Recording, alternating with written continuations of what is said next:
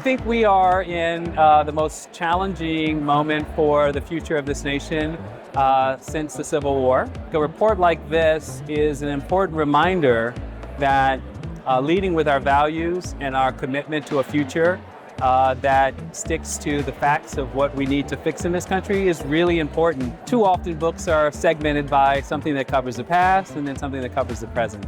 And this work really covers it all. Every time in history when there have been hesitation to put something out, to make a radical statement because times weren't right for it, it's been wrong. And so I'm glad to be on the right side of history. It's long overdue and we can't wait any longer. I'm glad to have, all of this research and information that demonstrates that, once again, that these systems are intentional and that they are systems of oppression, and that those are the systems that we need to dismantle. I look at an eastern state like New Jersey, and I just wonder, what could be for Black people here, and what could our report lend to? The policy battle is an uphill battle, and we'll stick it out, but we need Black community members by our side with the council's work to make that into fruition. We need to acknowledge the realities of the history of what happened, not only in this country, but in the state of New Jersey. There's a way in which our leadership at the national level wants to deny history. And a report like this will not allow us to deny history.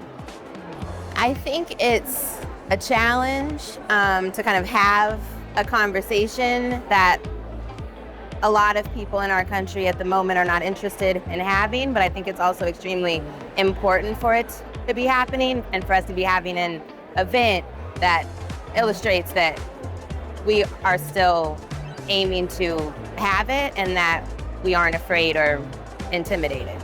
Reparations are needed now more than ever, and I think actually the distress we're seeing here is a reflection of this really long overdue correction to injustice.